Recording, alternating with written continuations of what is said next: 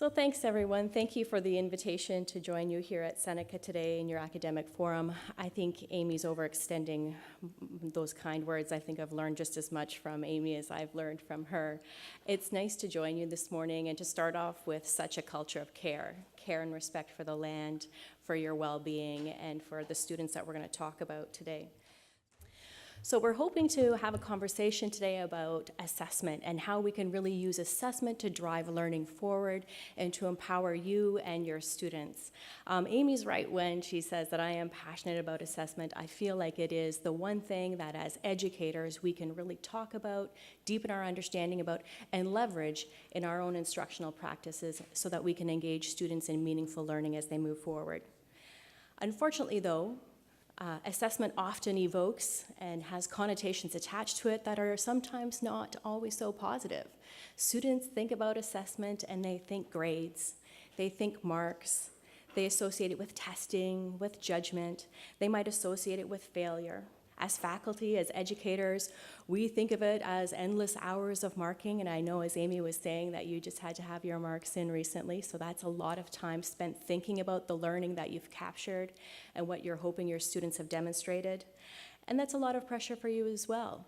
But I'm wondering if we can start rethinking the practices of assessment and what would happen if we did that. So what if we could ask ourselves some questions about assessment?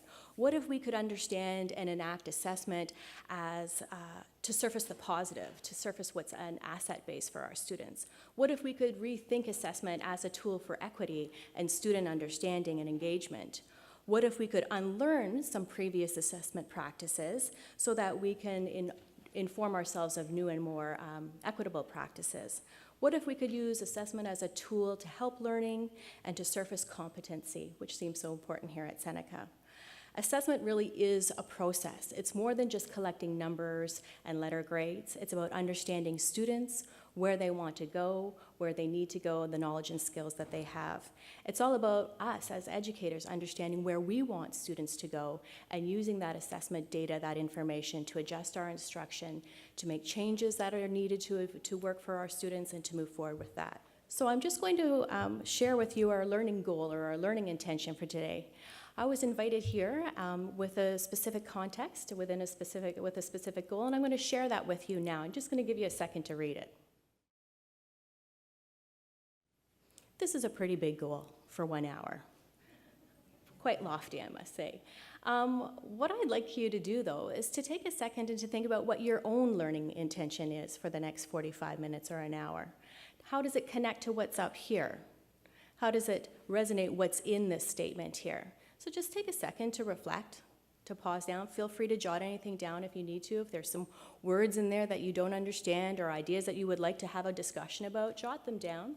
And just take a moment to ground yourself in what the intention is to move forward with. So I'm going to give you a second.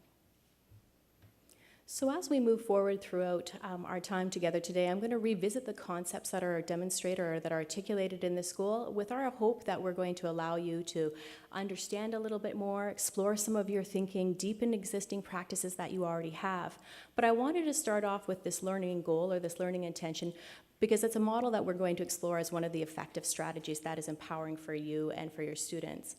When I was invited here, I was invited with a couple of big conversations with Amy and Jean about what we were doing and exciting things are going on and how can we explore that.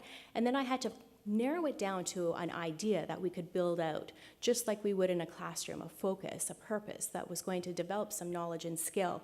And so as we move forward with that, the intention really is about understanding learning and understanding student learning through the assessment lens. So the primary purpose of assessment isn't really to gather all those numbers, although we do have to do that for reporting purposes, but it's helping us gather an understanding of who our learners are and how to communicate and share learning opportunities with them that's going to extend that learning forward with them. We really want to use the assessment opportunities to help them grow and to identify their own and new goals as they move forward in learning contexts. Oftentimes, learning happens through storytelling, and so I'm going to start off with an assessment story or a little narrative. So I grew up in Northern Ontario in a small town called Kirkland Lake. Does anybody know it? Thumbs up. Oh yeah, we got some representing. Very small town in northeastern Ontario, close to the Quebec border. And every Wednesday night, my mom used to take me, and I'm one of 4 kids, so that was a big thing that I was one kid going, to the basement of one of the local churches to quilt. Excuse me. So she would take me, and there would be these lovely women around a big quilt, and they would all be hand quilting this top together and putting it to, demonstrating their creativity, their skills. We knew there was a really important thing going on here because we were sharing this quilt with a community further north. So it was going to go to a family further north in a needy community, and we knew that this was an opportunity for us to demonstrate some skill and some creativity. So the ladies would sit around the quilt with me, and as you would in the 70s, talk and complain and everything else, but they would consistently sit beside me and correct me and give me feedback and show me what to do and draw the line and redraw the line and have me pull out my stitches and tell me to do them shorter, to do them longer, to make them curvier or to make them straight. It was that constant feedback side by side. And if you think about what the word assessment means, it means to sit beside. And that's exactly what these women did. They gave me the feedback that I needed to be able to contribute to this beautiful quilt that we were then going to send on. That experience for me was the ultimate experience of assessment. I knew what the goal was. It was to create this beautiful piece to be able to send off to somebody who would value and love it. I knew that we were learning, that we were doing this together collaboratively. We were building a sense of community. The winters are pretty cold and up north, so it was nice to be able to get out. I was having special time with my mom. I was listening through their stories, learning through their stories. If I want to think back on this experience and funnel it down through Seneca's competencies, I think about oral communication. I was listening to and giving instructions, developing my ability to communicate with people who were much older than I was at that time. I was thinking about the quantitative literacy or even maybe the creative thinking that was going on as we designed this top. We were innovative and we were trying to replicate stories through the ways that we were putting this fabric together. There was also that sense of social responsibility. We knew that we were giving this to other people. This experience was an assessment experience. It allowed me to grow, and it showed me that there is space for this kind of learning through my entire life. So much so, here's my own kid. This is a quilt we finished a couple of weeks ago, and it was donated to a local shelter. So it's something that I've passed on to my daughter, this idea of creativity and innovation, but this sense of community and collaboration that happens when we build these things together. So it's important to think of assessment not necessarily as punitive experiences or scary opportunities or things that take a lot of time, but to really think about assessment as an opportunity to continue learning. So with this in mind, I'm going to continue along with a thread of narrative and introduce some research. So Susan Drake, Danielle Beckett, and Joanne Reed out at Brock University a few years ago did some really interesting research where they were talking to pre-service teachers and Ontario educators, and they asked them about their assessment stories, what was interesting to them around assessment. And they gathered all this data, and they did some analysis, and they found that there were 4 key themes around students, around educators, the relational piece, and also the identity piece. So these were all narratives that they collected, and I'm just going to walk through them for a little bit so that we can make some connections. So the first piece is really around students. So the students who told stories around their assessment experiences articulated the importance of feedback. They wanted feedback to be timely. They talked about stories of feedback being specific and meaningful, actionable. They could get the feedback and they could do something with it right away. They liked the idea and told stories of assessment being transparent. They knew what the task was, they knew what the purpose was, and it was meaningful or rich. The idea that the experience would allow them to demonstrate what they needed to know and do. They also liked and they told stories of personalized learning and assessment experiences that were personalized. So they had a say in how it was crafted. So maybe it was an opportunity to explore a certain facet or an idea that they were interested in, or perhaps it was a way of presenting information in a context that was new to them, or in exciting ways of leveraging technology. But they had that sense of ownership as well. So they were doing something that was challenging, academically challenging, emotionally challenging, but they felt ownership with it as well. So these are the qualities that students really talked about liking with assessment. They also liked being recognized. I think we all like being recognized for our efforts, and so they spoke about the importance of that as well. What was interesting, though, is some of the educator themes that popped out from their research. So the educators really talked about the importance of gathering the data to inform their instructional practice. So they would gather this evidence of student learning, and they would decide to do things differently. We know that if our students are demonstrating strengths in something, we keep going on. It's not a lot, we continue with our designated plan. But if we notice that we have students who are struggling in a certain area or maybe haven't demonstrated to the quality that we want, that we need to pause, that we need to rethink what's going on and adjust our instruction to meet our needs of our students. They also talked about the importance of targeted instruction. So when they did come across somebody who needed something specific, needed some additional support in a skill or in a content area knowledge piece, that they could target that student, that they could target with a specific strategy or idea, not necessarily pulling them outside of the classroom, but providing a more personalized learning opportunity within the existing space. And they talked about the importance of doing this with colleagues, that the collaborative notion of assessment as an experience that educators do with one another was pervasive in their comments. They could understand learning and be more consistent in their understanding of learning and planning forward when they did it with their colleagues. The research also had some really interesting findings about the relational and emotional aspect of assessment. I'm sure you're not surprised that this idea of having caring and respectful places for assessment is very helpful. We all learn and demonstrate things when we have a little bit more care. I'm a little bit less nervous now that I had a time to meditate before we started here today, because it showed of a caring and respectful environment. We know that having a space where there's a reduced level of anxiety, where well-being and wellness is being attended to as much as possible, we know that these all have positive impacts on student learning, and that a positive assessment experience, even if it does come with a lot of feedback and correction, can increase self-esteem and increase confidence for students, which is what we want. The research also spoke to identity themes, and this, I think, for me is really interesting. Educators really noticed the shift of thinking of just their instruction, just their content rather, to thinking about learning and how the learning happens in their classrooms, and how can they adjust their practice in light of that learning. And for students, they really shifted their understanding of themselves as grade earners to learners as well. So this identity as I'm a learner, this is my role in the world, and as Jean talked about before, the personal and professional goals that we have to carry forward to be constant learners in our world. So what does this mean for your learners here at Seneca? And how can we connect these ideas from this important piece of research to what adult learners at Seneca look like and do? Do we need to re-explore or unlearn some previous practices? Some of the stories that the students told were about frustration as well. Frustration with being asked to demonstrate learning in one modality that may not be best for them. So think of it this way. A student comes into a classroom and is asked to demonstrate learning through a quiz, test, repetitive model. They don't have the opportunity to share their thinking and knowledge and exploration in different ways. A student who's asked to communicate via one tool, maybe just an essay, over multiple opportunities, doesn't get to explore different text forms to be able to demonstrate their learning and understandings in different ways.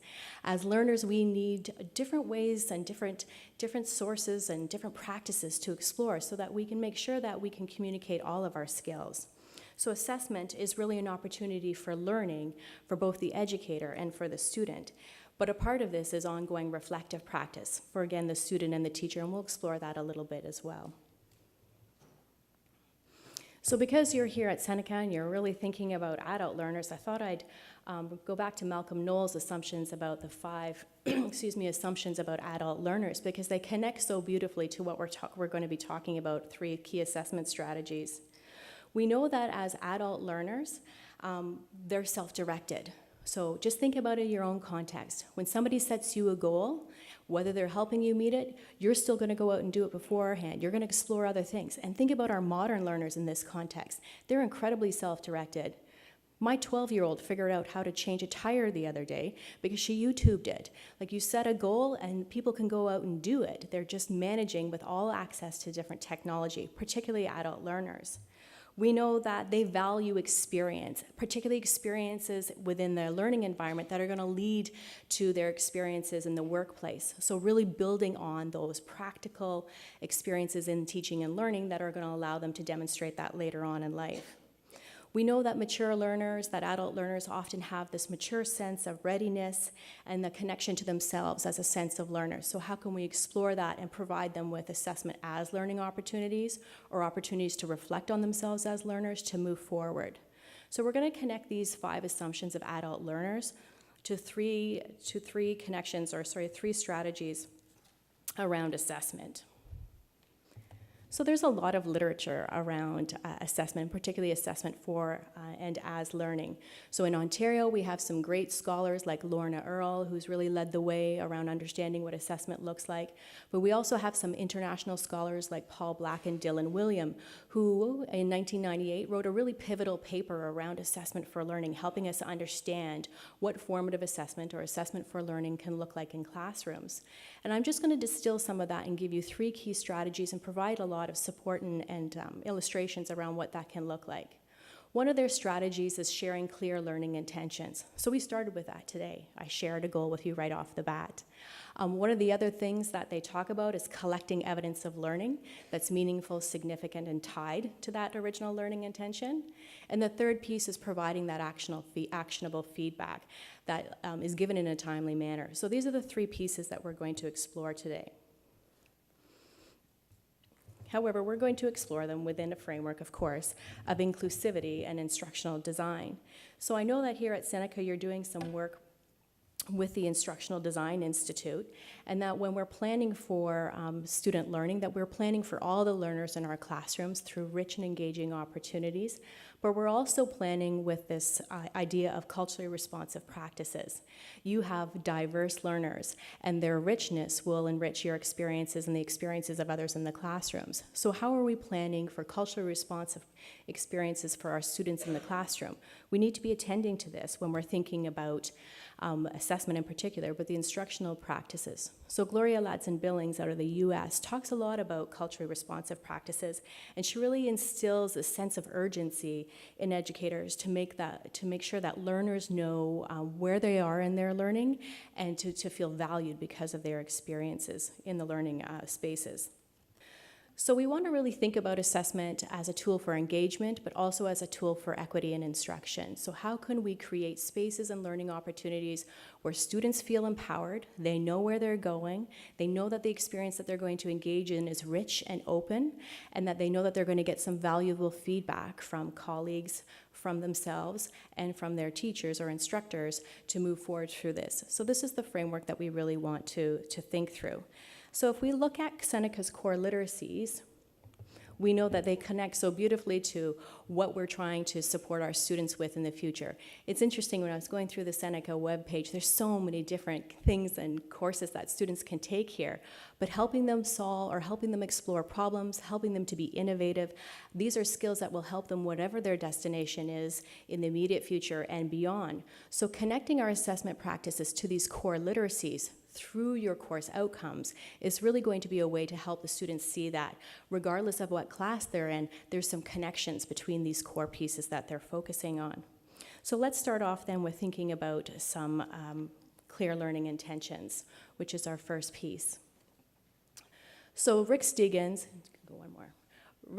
talks about how a student can hit any target as long as that target stays still for them. Now we know that not all students are going to hit the target in the same amount of time and with the same level of support, but if we hold it there for them, and if we tell them what they're doing, we have those high expectations, we can definitely get them there. Rick isn't the only one who talks about this. We can look to other pieces of research that articulate the importance too of having universally designed learning intentions or learning goals. So let's take a second to look at some of the research. So if we share a clear learning intention with our students, like we shared at the beginning of our session today, it helps people become self-directed learners. And it allows them to know where they're going, and it allows them to find different strategies to get there within the classroom and outside of the classroom. Sharing universally designed learning goals, which are open, allow them even more opportunity to find space in the learning than they would if it was a traditionally quite rigid goal that was set for them or intention that was set for them. The intention here is to have students to be a part of this process. So when I'm talking about sharing learning intentions, it starts off exactly like what we did here today. You share the goal for your learning opportunity with the students. You say, this is what we're here to do today. We invite them to look at the learning intention and to really explore some of the facets of a good learning intention, which would be around driving your intentions from your course outcomes, so pulling out your course documents, looking deeply at what students need to know, that content area, those ideas, what they need to do, the demonstration of skills, what they need to be. We want them to be innovative, we want them to be design thinkers, we want them to act and think like scientists. So how do we identify these with our clear learning intentions? And then connecting them back to your core competencies, which will allow them to see things across, or to see learning across the different classes that they're experiencing. So we know that sharing learning intentions with students is important. So it's not just enough to like flash it up on the screen at the beginning. It's to do what I asked you to do earlier as well, to pause and think about it. What does this mean for me? Is this the right learning intention given what we did last week? Is this building on my knowledge? And it allows you as the educators in the room to understand whether we are scaffolding and sequencing learning sufficiently for the folks in the classroom. All this is predicated on the purpose, though, or on the need to have students engage in conversations as well. So we need to invite conversation in the classroom so that students can identify the learning intention, have a conversation about it, and begin to understand that learning is a collaborative endeavor. So if we go beyond some of the practices and look at some of specific examples and illustrations, I've put one kind of universally designed rather broad goal up first. So a learning intention might be something like we're learning to communicate using appropriate text forms for specific audiences. And then depending on where this course is being run, within which department, which faculty, you might get a little bit more specific. If you are offering this communication intention within the business department, you might fine-tune that and make it a little bit more specific. It might read something like, we're learning to communicate in a report structure for a business audience. So we're narrowing it down a little bit more, but honoring where students are and their needs to learn those skills to move forward. However, if you're still working with that same broad intention, but you're in perhaps the design in one of the media design courses, you might narrow that learning intention down to we're learning to communicate orally to pitch a design to a potential product. So again, you're shifting the format of the communication, and you're shifting the audience for the communication, but you're still getting at that core competency of communication, and you're getting at those understandings of who the text forms and the audience. You're just specifying it down for what's needed for those students. So think of the first big broad goal as like a level 1 goal, as kind of a universally designed goal, and the subsequent ones are more specific that you would use in specific courses. You could have learning intentions such as we're learning to solve problems using design thinking, really connecting to, so again, some of your competencies. Or we're learning to show social responsibility in decision making in healthcare contexts. Again, asking folks to really use to demonstrate those competencies and connect back down to the skills that are required within their courses. So these are just some illustrations that you could think of. We've got a couple of other ones here. So we're learning to, we've got this one here. So if we had this big broad goal of we're learning to solve problems using design thinking, again, depending on where you are in your college, you might need to designate that or narrow it down a little bit more specifically. You could have something like we're learning to solve problems related to global water issues and using innovations in engineering. Or you could focus it in a different way. We're learning to solve problems related to healthcare using inquiry. So again, focusing on your skills, but getting a little bit more specific to the content area, what your students need to do given a certain space. The intention here is that with goals, with learning intentions, it's about transparency. We're all much more successful when we know where we're going. Along with clear learning intentions, though, there comes a focus on the criteria that you're using to assess any evidence that you collect. And the criteria might be what you have in your rubric down that right-hand column or your left-hand column of your rubric. It's what you're looking for. So as educators, really deeply understanding what we're looking for in the learning is very important. Being able to communicate that with students allows them to understand and prioritize as well.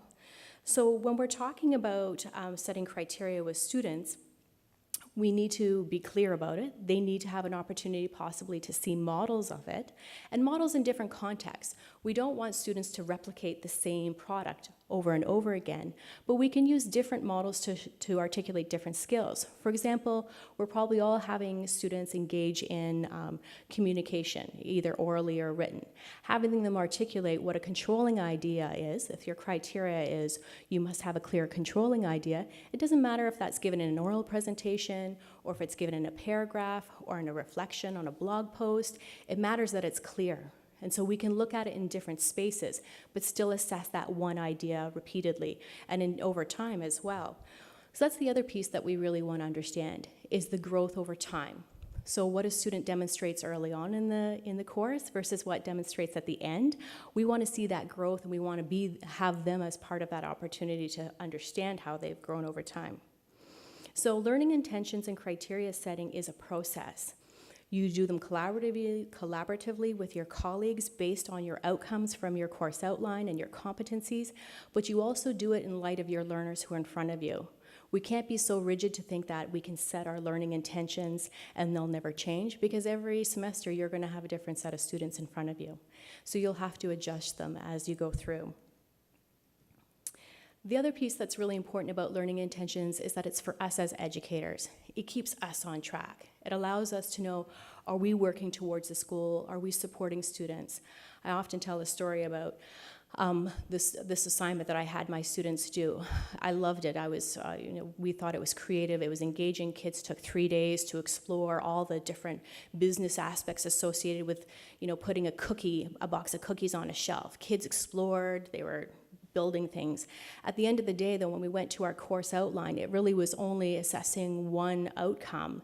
And one outcome for 3 periods of class wasn't rich enough. We also found out that kids, and I just had a really cool conversation with Deb about this, it also allowed kids to do a little bit of they struggled with academic honesty because it was so low level, because they were just copying information. So how can we create really rich, engaging opportunities that allow kids to think creatively and innovatively? I had to engage in that reflective process to understand what the learning was and where we needed to move forward with that.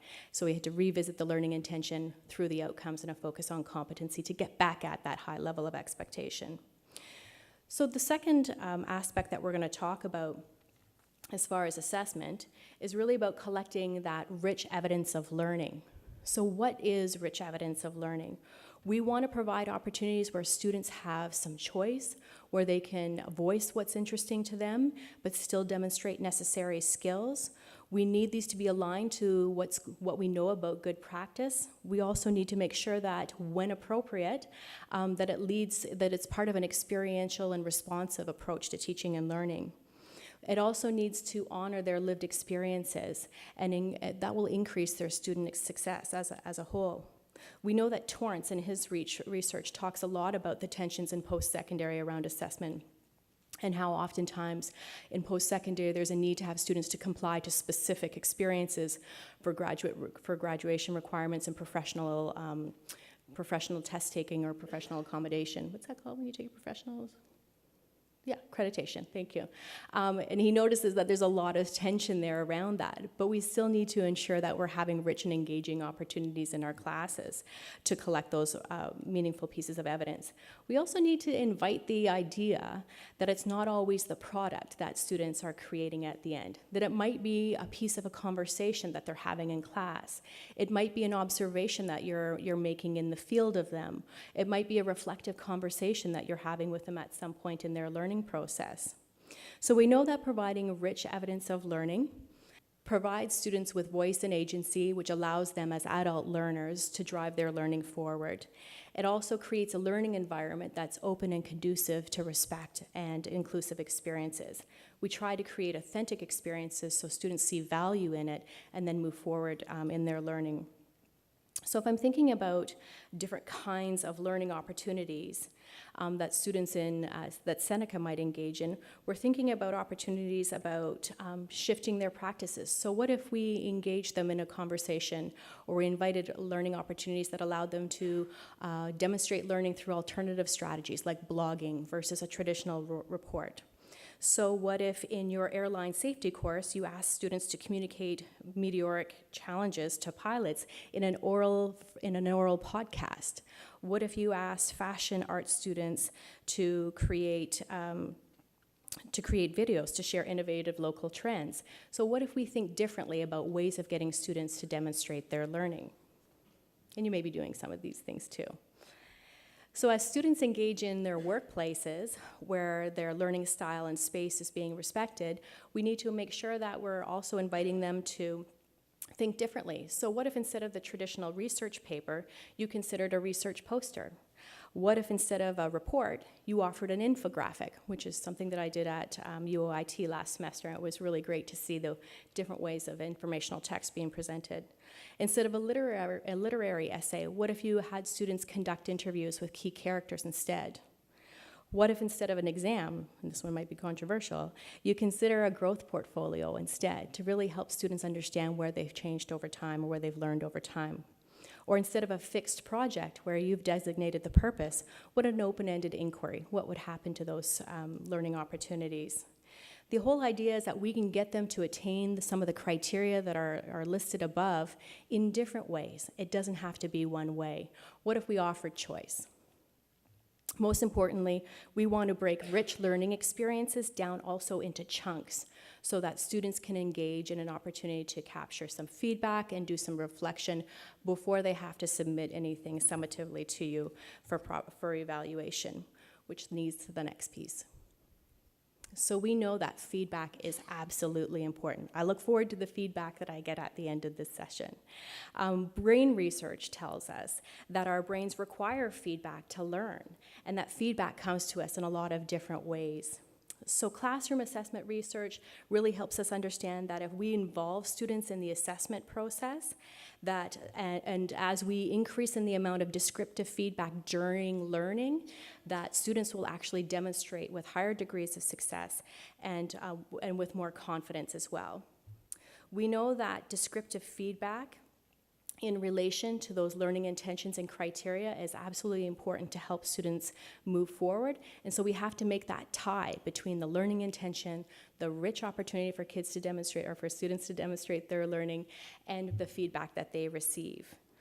One of the things that's also important to be mindful of when we're engaging in feedback is the use of personal comments.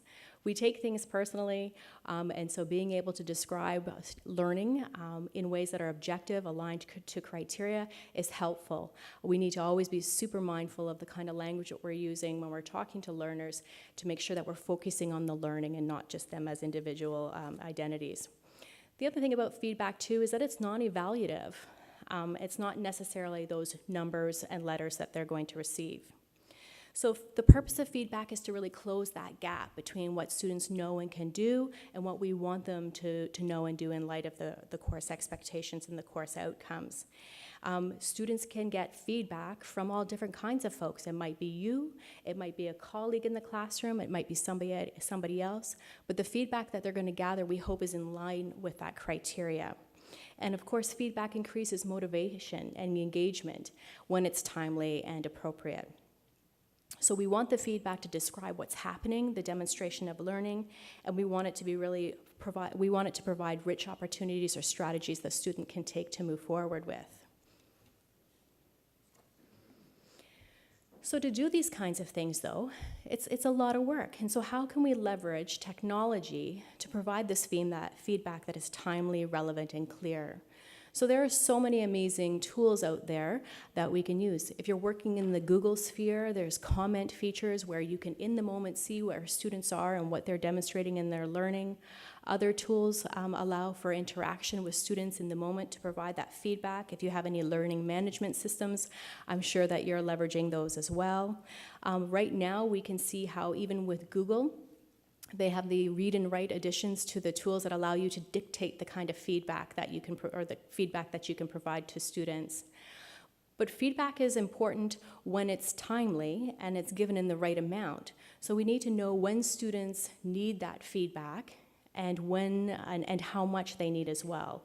We know that oftentimes if we're going to provide a lot of feedback to a student, they'll feel overwhelmed and they might miss the key essential pieces.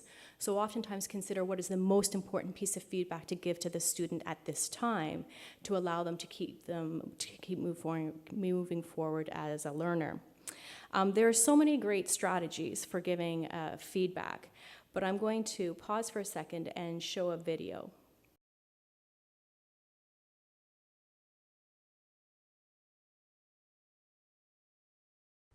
Today, we're going to talk about giving feedback in the clinical setting. First, a quick poll. How many of you think feedback is an important part of your job? How many of you look forward to giving feedback? What's the big deal? Just sit your learner down, tell them something positive, then slide in something negative, and then top it all off with something positive. Isn't that how it's done? Ah, the classic feedback sandwich. Healthy, nutritious, delicious. Maybe not so much. Maybe there's a tastier feedback sandwich out there. But before we can find it, we'll have to answer a very important question. What is feedback? Come on, it's not rocket science. Well, actually, it is. Consider this. Here's a rocket that's programmed to hit a target. Blast off. Oh, Houston, we have a problem. So what do we tell Mission Control? Well, we want the rocket to stay at the same elevation and travel farther. So, in other words, we want to reinforce some behaviors and correct others. Let's blast off again. Bullseye. Now, we don't have rockets. We have learners, and we want them to hit a whole bunch of targets. We need to watch them and make note of what needs correction and what needs reinforcement. But hold on, how do we get that feedback into their systems? Hey, maybe now's a perfect time for that new tastier sandwich.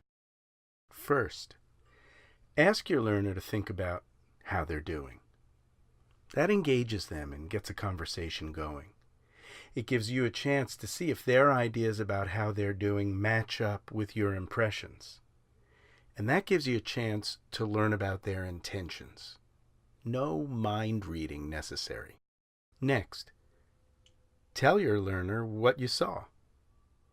Show that you've heard what they've said, and give feedback based on what you saw firsthand. Use non-judgmental words to describe specific behaviors that can be corrected or reinforced. Regulate the quantity, not too much. Last, ask if you got it right.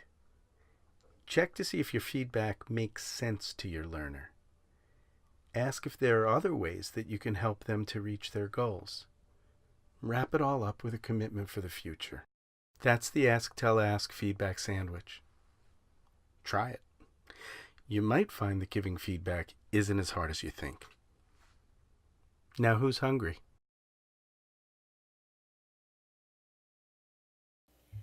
So I really love that video because it speaks to a lot of the focus and attention on personalizing and working with the individual.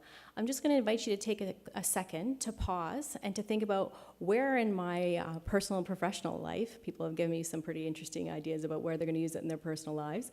Where could you use it in your professional life, this strategy for feedback? I'm just going to give you a moment to reflect. So once you've had some time to think about, okay, I could slide that in here, I could use a component of that strategy in this place, we're just going to look at a little bit more or a couple of other examples or illustrations about how we can use feedback. So when we're thinking about assignments or tasks that are appropriately chunked with check-ins connected to criteria, we can think about the kinds of feedback that students can receive at different times. It requires you to shift or to change possibly your instructional practice to build in this opportunity for kids, for students, to engage in those kinds of feedback loops. The feedback from student to student needs to be taught, it needs to be reinforced. Oftentimes we'll find that learners are uncomfortable giving each other feedback, so they need to hear you modeling it, and then they need opportunity to practice that strategy. But think about a couple of different things. If students are compiling a mastery portfolio, they might have the opportunity to get feedback from you on 2 opportunities, perhaps that they set. So they come to you and ask you when you can provide them, when they need feedback at 2 different times based on certain criteria. If students are designing a line of garments, they might use criteria to self-assess the week before they have to submit, and then you can provide feedback to adjust or personalize instruction in that remaining time. If students are completing a series of entries in a reflective journal, they must share 2 journals that show where they started in their reflective practice and where they ended in their reflective practice to show that growth and learning. And they could share that for feedback with a classmate, with you, with somebody else. The whole idea is building in those opportunities where students can reconnect with the criteria and gain some learning to move forward with. The kinds of things that we know that aren't effective when it comes to feedback are those evaluative comments. So your essay's good, not so helpful, you've done well, 73%, you've shown improvement, you need to try harder. Those kinds of evaluative comments don't generally allow students to understand what they need to do next to continue learning. As opposed to descriptive feedback, things such as in your news report, you have successfully covered the main points related to energy conservation. What could you add to the section on water conservation to deepen your viewers' understanding of the issue? Most of your spelling is accurate. I found only 2 errors. See if you can find them. Use lots of details, as was shown in our samples. That's a good one. You use lots of details, as was shown in our samples. You mentioned 7 different things you'd liked about contemporary design, so really noticing the strength and what the evidence is. Your map legend had all of the required key elements needed to identify the geographic landforms. So really specific and descriptive to help the learners understand that they are demonstrating the skills and competencies that they need to move forward with. So when we think about feedback opportunities, as I've said, it's not always about your communication with students. It's often about communications among students and reflection on their own. There are many, many strategies. We looked at ask, tell, ask, but helping students understand when they've met and not yet met criteria. There are performance grids, different kinds of tools for giving feedback. Comments about give more of, do less of, which are often helpful for students as they're demonstrating their learning. The old NB, pay attention to this, pay attention to this. What is this saying? Specific marks. Often, busy educators use acronyms or a series of codes when they're giving repetitive feedback that they know they need to come back to, so they're not spending a lot of time saying, please review your spelling structure here. They just put number 1, and students then understand that that's something that they need to go back to. But most importantly, asking key questions to provoke that continued learning. We want learners to see themselves as a part of the process, and asking really effective questions is going to help them see that and move forward through their learning experiences. So just as we start to come to the end here, I need to speak to this importance of reflection. You know, John Dewey talked about we don't necessarily learn from the experience, but we learn from reflecting on the experience. And that comes for students and for us as well. So if we look at some recent research by Star Sackstein, and she writes a lot about student reflection, it really allows learners to understand who they are as learners and where they need to move forward. And that teaching reflection allows them to understand their needs and to gather more evidence about them as learners. So if we think about some specific examples or illustrations of what reflection can look like in the classroom, we know that we can invite students to review oral and written feedback as a way to move them forward. So when you're spending all this time giving them this rich opportunity to have some feedback before they demonstrate their learning in a new space, we also need to give them an opportunity to reflect on that feedback. I know one of my pet peeves was when I would spend all night writing a lot of feedback and then my students would fire it into the recycling bin on the way out of the classroom. So how do we build in that reflective process for students to really look at the feedback, because we spend time thinking through what they need to do next, so that they can understand where it needs to be. But that's also requires us to give them another opportunity to demonstrate that learning. So that's something to keep in mind. I taught a reflection course at UOIT last year, and it was interesting. When my students first came into the class, there was that grumbling, reflection, who wants to reflect, and they'll kind of, anyways. And I had students reflect, of course, all the way through the course. And one of the first things that students wrote, and a number of students wrote this down for me, was that reflection was kind of stupid, that they didn't understand the point, and that they were just going to take the course. And not necessarily learn how to reflect, which was, gave me a lot of data to learn and to reflect on as I move forward. But by the end of the course, after we had talked about the impact of reflecting on not only them as a learner, but as a human being in the world, they really understood that that reflection is about being a learner and demonstrating those lifelong skills. So when it comes to reflection, in practice, then, we want students to have the opportunity to complete or engage in some reflection opportunities, to self-assess against some criteria, to think about what they need to do next to demonstrate their strength. We want to open that up and allow them to inform their own identities as learners. We want to open up those conversations about growth and competency. How am I becoming more of a critical thinker? How am I designing more thoughtfully? So these are opportunities that we really want to open for reflection. So if we think about the three essential strategies for assessment, they all connect. So we need to have really clear learning intentions for our students that we can massage depending on where we are.